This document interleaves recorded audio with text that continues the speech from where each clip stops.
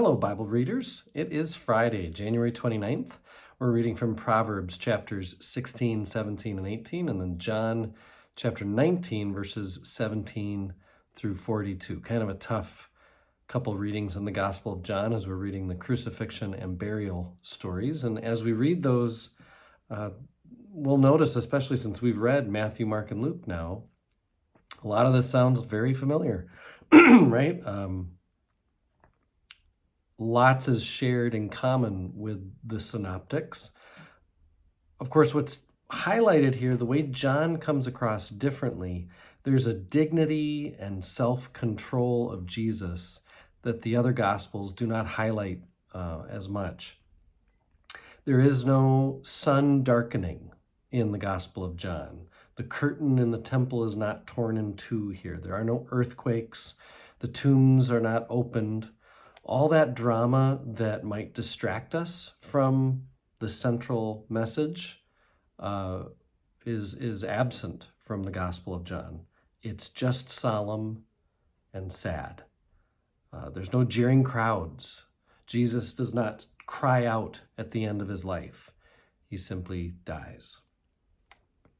For the burial, there's an emphasis again on the elegance and the dignity of the preparation and the burial. Joseph of Arimathea, again, this is shared in common with other Gospels, that he is named as the one who does the burial. But here we get a sense of how he's a secret believer, really on the same order as Nicodemus, who has to, sneak off in the middle of the night to talk to Jesus. The point is, the point of the crucifixion and burial stories is that Jesus is gifting the world with his life. And that is clearly the focus of the gospel writer here. It is the end of a life and the completion of Jesus's work making God known to the world. We now have the full message from Jesus, and it includes crucifixion. The other thing about reading John's version here, there's so many fulfillment formulas, references to the Old Testament that say, here's how it was going to happen and here's what happened. And one commentary I read said there's more fulfillment formulas here than anywhere else in Scripture. It's like this cluster. It's one big last lesson on what it means that Jesus is born human. As we jump into Proverbs, these chapters 16 through 18 and then all the way through 22 are known as the Royal Collection.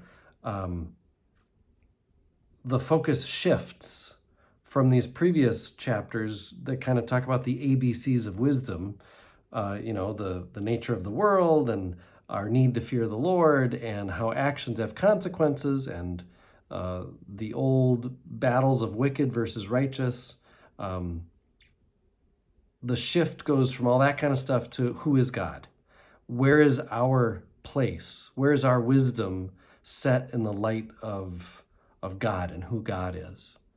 So that's why it's called the Royal Collection. When we think of God as the one kind of who reigns over and is over all the world, what's our place as subject in God's kingdom? Chapter 17, I love one of the beginning sentences here.